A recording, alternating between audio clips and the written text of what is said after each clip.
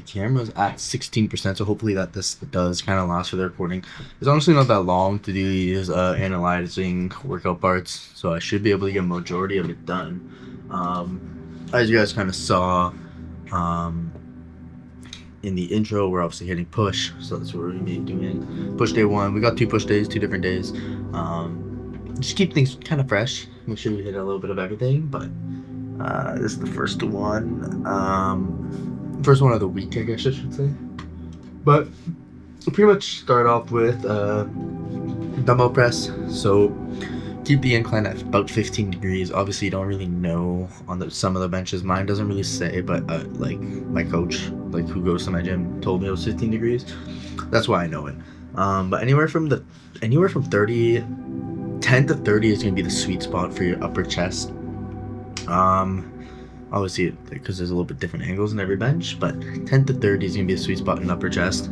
Once you really hit the 45, it's gonna be a lot more shoulder based. Obviously, you're still gonna hit the upper chest, so the upper pec, but then once you hit the 60 to 70 mark, it's gonna be majority shoulder. So make sure, like, if depending on what your obviously your goal is, if you're trying to hit shoulders or if you're trying to do chest. If your goal is to hit chest, your incline's a little bit lower than 30 or 30. If you want to hit a little bit of both and save a little bit of time, 45 to 60, and anything over that is just going to be majority shoulder. And if you're going to try to hit the upper pec with the higher arc or higher bench arc, you're most likely just going to cause injuries. So, be smart about it.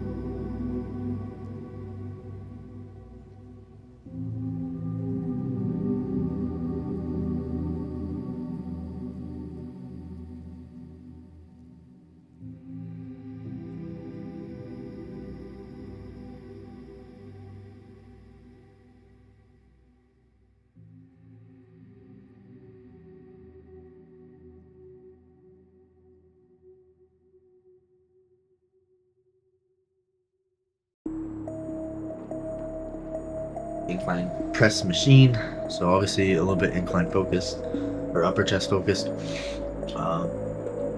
This one we do a progressive overload for 4 sets, so we add a little bit of weight each set. Our target is 12 reps. Obviously, if you can hit your target, go heavier. If you're under your target, perfect, keep working until you hit your new target and then up the weight. Progressive overload, right? But this one's progressive overload in the weight, so instead of being 50 and doing 12, I'm gonna do 50, I'm gonna get 11, I'm gonna do 52.5, I'm gonna get 10, I'm gonna do 55, I'm gonna get 9. Keep going down the list. That's a little bit of the focus of this one is. Pretty neat machine. You can kind of see the foot pedal. You don't really see me using it in the video, but that foot pedal, when you press it, it latches the handles up, so you don't really need to start from such a low angle, so you can really focus on getting a deep stretch while you're in the actual movement itself, because you can, instead of the handle starting behind your back, you can push it out to start about here, and then you can really focus a deep stretch after. So really neat machine.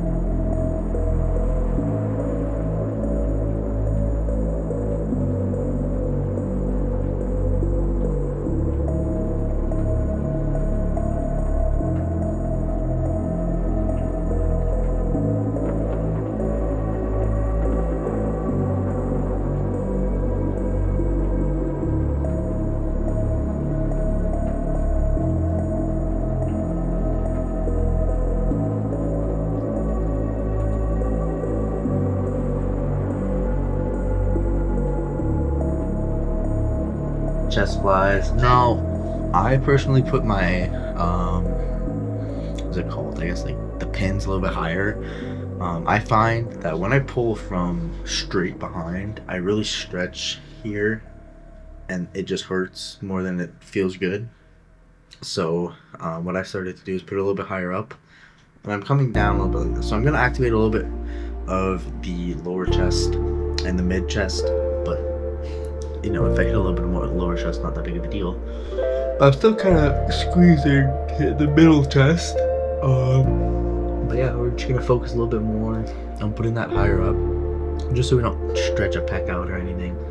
Obviously, on a cable fly, not a big worry, but you never really know what can happen with chests. But yeah, same thing, just tempo. All these workouts are pretty much just tempo, just because it really allows a stretch and consistency throughout your workouts. Instead of like, because you can go from not having tempo, going from pushing 175, and then you add tempo for the next time, and you're pushing 125. You know, it's just, you can do that big drastic difference. Maybe not the 50-pound difference, but you can do a difference. And yeah, like sometimes I use cuffs on these, but the only reason I don't like using cuffs is sometimes they're hard to get off. So it depends what we think.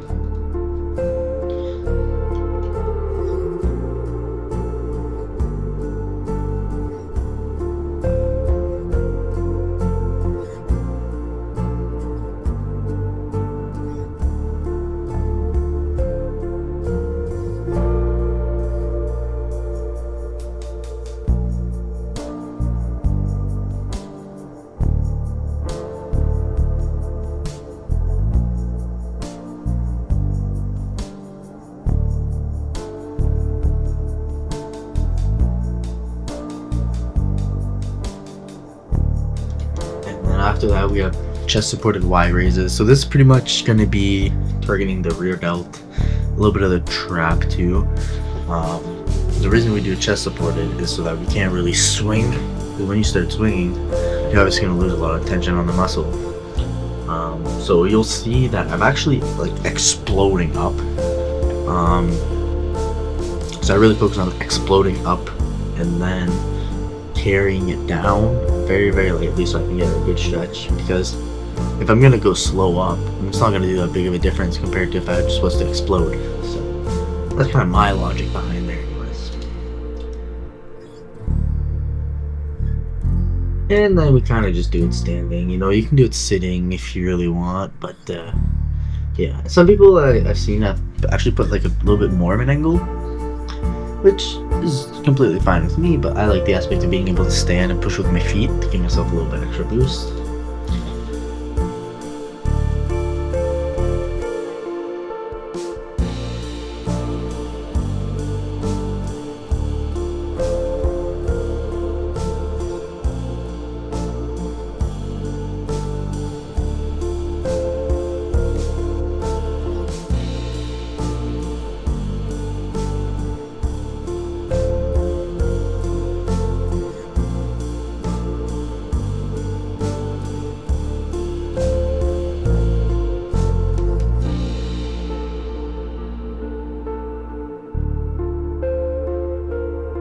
But after this, it kind of looks like an incline machine, but it's just a shoulder machine. So instead of being like a straight up like that, it's kind of like a rock like that. It feels absolutely amazing. I'll tell you that if ever you get the chance to try one of these. I think it's a hammer strength one. So it's not like it's a non-known brand that's like a little bit like out of there, but definitely a really nice machine if ever you get the chance.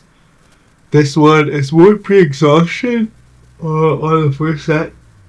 So we're gonna go heavy. We're gonna go six to 8 reps, really exhaust the muscle, so that when we do the burnout sets, the muscle's already tired, and then we can do, and we can feel it a lot more and burn everything that we can, really get those muscle fibers going.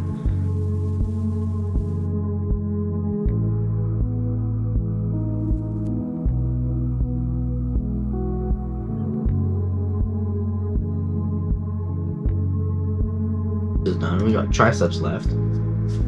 And we move on to a superset, which is the overhead extension and the single arm rope pull down. Now there's a lot of different ways you could realistically do overhead extensions. One of the main things though that have been scientifically proven to actually give you the most gains is to start the weight, or not the weight, the pin, I don't know what to call it, but start the attachment lower. So you want to start a little bit more at your tailbone so you can be pulling more up than starting out of your head and pulling it straight out. This one you can see it's a little bit lower. I could honestly probably go a little bit lower than what it's already at. But yeah, and then I decided to use a easy bar here. Next set I think I use a straight bar just because it's a nice little switch up. But I personally like the straight bar. It just was taken at the time, so I had to substitute for the easy bar. But a lot of people do it with ropes. I just feel like when you have a bar, it's a lot easier to keep even tension on both muscles. When you have the rope, you can have one pulling 50, one pulling 30. And it's like, You know what I mean? Keeps a little bit more tension, more stability. And then for the single arm row pull downs, not really much to it. I try to show it on the camera, but it's mostly to just pull the arm, the elbow back, and to just like not move the elbow. Because a lot of people, they'll come up, they'll move the elbow, and then they'll restart, and then they'll do this rocking motion. Not ideal. Even if you just tuck it in your chest and you just do it like this without moving your elbow, that's perfect.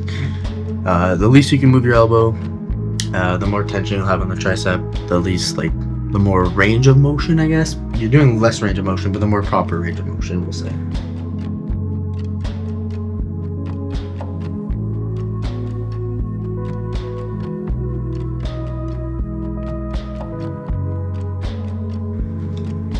And then after that, we have this machine. It's like a tricep extension machine. Nothing really to it, other than it's freaking amazing. But you can kind of see same kind of idea of trying to keep the elbow locked as much as possible. This one's a little bit harder. I do see my elbows kind of coming up, but something I've tried to do is to just continuously push. Like, even when my elbows are coming up, I'm pushing on the handle, and then I'm pushing down like that. So I'm trying my best. But this one is a weird one. The elbows flare out a bit, but honestly, that feels amazing. You can really feel the squeeze. So it's basically like just a regular tricep extension machine where you're like this. A little bit different variation of it. I personally like it more because you can see in the corner right behind it, we have, you know, the typical tricep extension machine behind. But this one's very nice. I honestly really enjoy this one. And yeah, that's pretty much all I can say about that. After that, we get into posing. I really have to work on my posing, but I also have to get lean first so that I can really see what I'm working with. My leanest part right now is honestly my back, but that's always just been a strong suit of mine. You'll see when I turn around. You can see a little bit more definition in the back than any other muscle group, but that's just because it's one of my main points. But either way, that's pretty much it.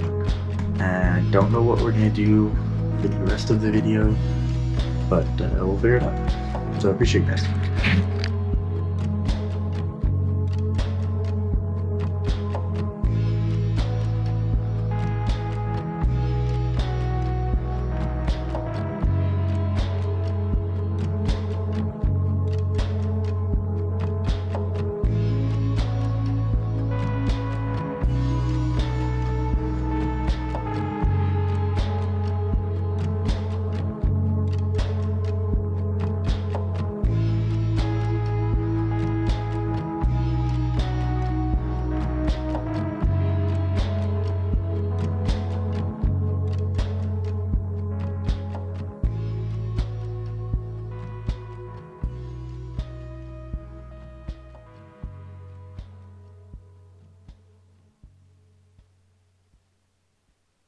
Hey, I was just calling to say that it has nothing to do with you. You didn't change. It was me. I changed. So the Jake Paul was and Mike nothing you Tyson could have fight done to just make kind me of stay. happened, and There was nobody honestly, I else. just want to give my little I left opinion for on it. myself.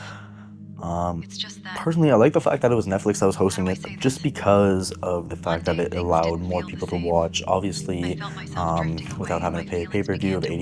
My $80, each some people passing already day, had a like Netflix a membership, leak really that allowed keeps more people to dripping over watch. time. My love for Obviously, you it slowly was leaked hosted out of me. live, and if you watched I it, it tried to was make it work kind for of weeks. shit. I still It was care for you. buffering so much, it I was want the terrible, very best especially when for the Mike you, Tyson and Jake Paul fight but I can started. no longer It be there was for you. lagging as hell. But as far as the fights, I personally missed the first one just because I was working, so can't really give my opinion on that. But for the second one, it was actually a pretty good fight. Enjoyed that one, watching it a lot. And then the girls one was, I was not expecting that, I'll be honest. There was like, it was more active. It was the most active fight of the day. Obviously the turnout completely opposite of what personally I expected. I didn't really know who each fighter was coming into this, so I mean, it didn't really bother me who won and who lost, but I personally thought that the girl who lost really won. I thought it was obvious based off just the fight itself, and then the other girl, I think it was Katie, got a point deducted for headbutting, and she still won. So I thought for sure it was the other girl. As far as the main event, I don't know. I mean, it was nice seeing Mike Tyson back in the ring, but it wasn't a good fight. I think we can all kind of agree on that. Jake Paul was, I wouldn't say going easy, but he wasn't giving his all. Mike Tyson, he said in the post interview, he walked in that ring and he was like, I don't have this shit in me anymore, you know what I mean? You could just tell that they're kind of there for a paycheck. But I mean, that's what they're all there for, boxing. It's their job, so it makes sense. But yeah, that's just kind of my opinion. I feel like it was actually a successful event overall.